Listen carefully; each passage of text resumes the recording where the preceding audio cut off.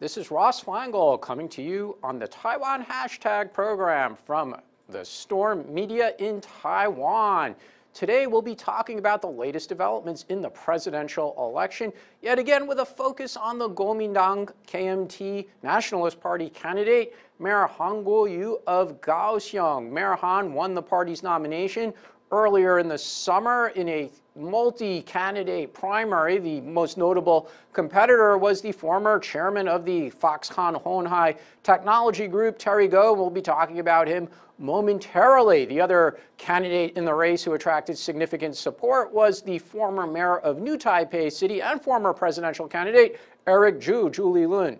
And that's why he is relevant to this conversation, because in recent days we hear the words Huan Yu. What does that mean? That means switch Han Kuo-yu, basically get rid of him. Yes, there are people who are speculating that the Kuomintang at this late stage in the presidential campaign season might switch their candidate. Why would they do that? How would they do that? Well, for the latter, their party procedures do provide for this possibility. They could convene a Congress and switch their candidate. Why would they do that? Well, several reasons. Polling numbers have been falling. Tsai Ing-wen has been widening her lead. Terry Gou might enter the race and split some of the vote that would normally go to a Kuomintang candidate. Some of the things that Han has said have not gone down well with the public or have been criticized in the media. There's been a controversy about a property that his wife owned, although she has sold it, and that one appears to be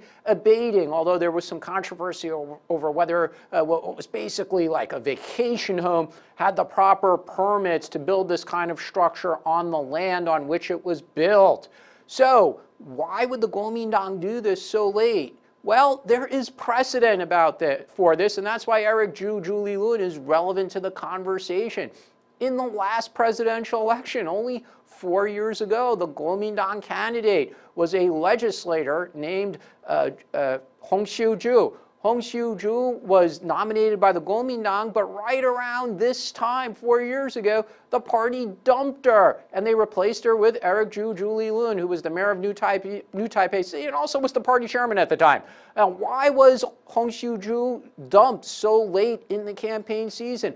A lot of it had to do with not just falling poll numbers, but her China policy and the way she described Taiwan's relationship with China. For some people in the Kuomintang, and obviously for some voters, the way she described Taiwan's relationship with China was considered too accommodating, too pro-unification, not something that the voters would want. And we have to keep in mind the period of time under which that conversation was occurring.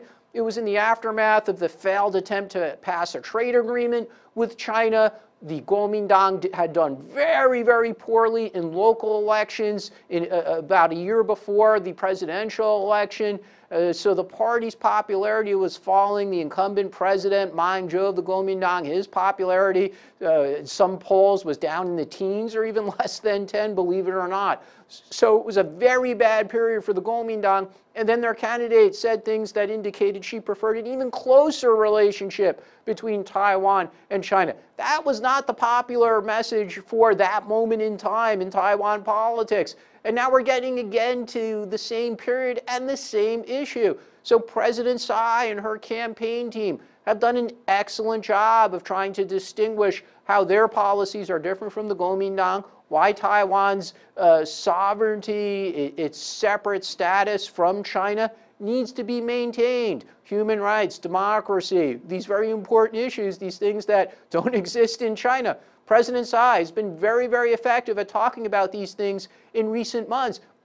She doesn't even need to criticize Han Kuo-yu directly and say he has bad China policies. It's enough to say that these are the policies that, or the ideals that we aspire to here in Taiwan. They don't exist in China. And then it becomes a struggle for the Kuomintang to respond to that. So then their poll numbers start to fall. So they need to articulate some kind of alternative China vision. So all these factors coming into play, we see Han Kuo-yu's poll numbers falling, so we get this noise here in Taiwan. Switch you, right? So Han Kuo-yu, they say switch you, or Huan Yu in Mandarin. Are they going to do that It's too early to tell. What will be a significant factor and whether or not they actually make such a significant change?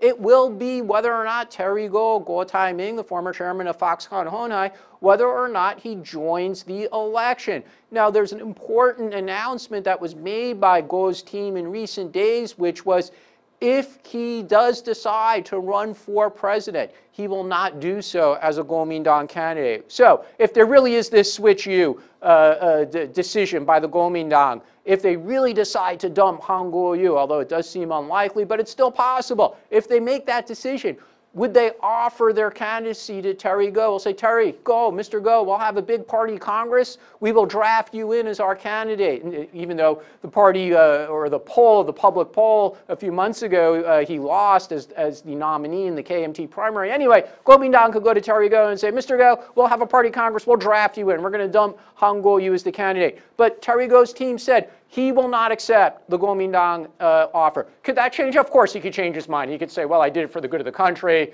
I still love the party, even though I lost their nomination. They're coming to me now. I'm going to step in. That was my staff who said that. They didn't. I hadn't authorized them to say that. So there's still some wiggle room there for Terry Gou to accept the Kuomintang nomination if the party should come to him with an offer to do that. But anyway, as of now, his team has said if he runs, he's going to run as an independent. So what again? The Kuomintang, they're really struggling right now. The easiest way to solve that issue would be for Han Kuo-yu to step up his game. Mayor Han should improve his campaigning. He needs to have better policies, clear policies, basically return to the things that made him such a successful candidate about a year ago at this time when he won the mayorship of Kaohsiung in a surprise result in November 2018 local elections here in Taiwan. Nobody thought he would win because the DPP had successfully won the mayorship in Kaohsiung for several preceding elections. And he had started out as a relatively unknown politician, but he came roaring in. They called it the Han Wave, and it seemed like, at least for the first few months of the year, he was still riding on that popularity. But again, the last few months, especially after he won the nomination,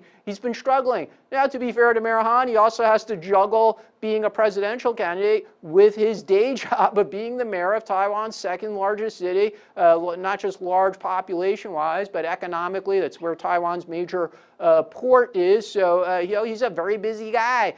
So he's got to juggle that. But that comes with the responsibility of both being a mayor and accepting your party's nomination. So he's not going to get much sympathy from the media, including me, for, he took the nomination. So he's got to see it through. So he needs better policies. He needs to manage his time better. He's resolved the issue with the house, the summer home or vacation home that his wife has sold. So that issue will go away for him.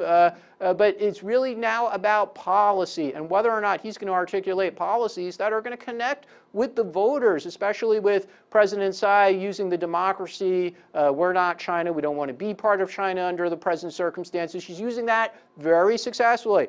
Gou Taiming, Terry Gou, he might get in the race. It's looking increasingly likely that he will. And what is his message going to be?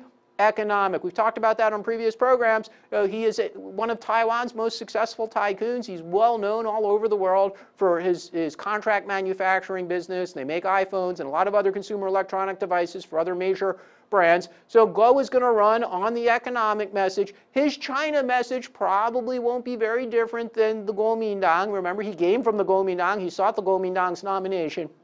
So he's probably going to be a 1992 consensus, very similar to Kuomintang under former President Ma Ying-jeou. So his China policy will be very similar to Han Kuo-yu, so not much to distinguish himself from Han there, but he's going to say, I'm the successful businessman. I know how to improve the economy. If you're frustrated with the pace of economic growth amid the trade war, in fact, just this week, the Purchasing Manufacturers Index, Purchasing Managers Index, I should say, here in Taiwan is down for the 4th consecutive month. So it's indicating the outlook by people in manufacturing industry is not very good. They expect things to get worse before they get better as long as the trade war between the United States and China continues. So Gou is going to say, I'm the business guy. And in fact, he just came back from an overseas trip. He went to Saudi Arabia, of all places, where he was talking about energy policy. Why is he talking about energy policy? Very strategic move by Terry Gou. Why? Because energy issues are a very, very major part of public policy conversations here in Taiwan. ongoing debate for over 20 years is whether or not to finish construction of the 4th nuclear power plant.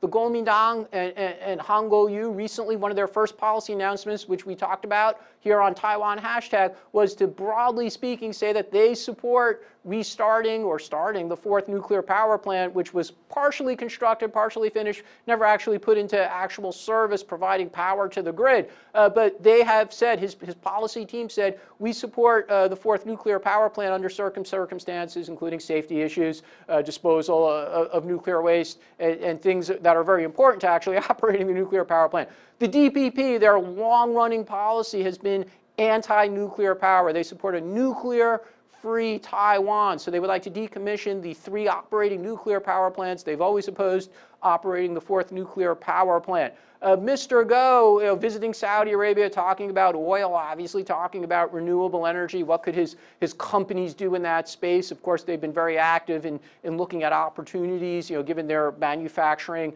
expertise in the tech industry. So they've certainly been looking at opportunities in renewables as well. So Mr. Go will be talking about the economy. He'll be talking about energy. And now he's going to say, look, I just came back from Saudi Arabia. I really understand these issues. President Tsai has never understood it, is what Mr. Go will say. He'll say Han Kuo-yu, of course, lacking public policy experience because he's only been mayor for a year. He doesn't understand it. I'm the guy who understands this as well. And I know how to fix Taiwan's energy shortages so that businesses can come back to Taiwan, whether it's from China or foreign investors will build more manufacturing operations here in Taiwan, or even my own companies, the Foxconn Honhai companies, will build more manufacturing here in Taiwan. So economics, energy. He's also been talking about child care policy and subsidies he would like to provide to encourage people to have more children here. High cost of living, high cost of child care, one of the factors why Taiwan's birth rate is falling. So we see Terry Go is forming his message. He hasn't declared yet, though. He has not formally declared for president. He's getting close to the deadline. Middle of this month, he's going to have to file paperwork with Taiwan's election commission.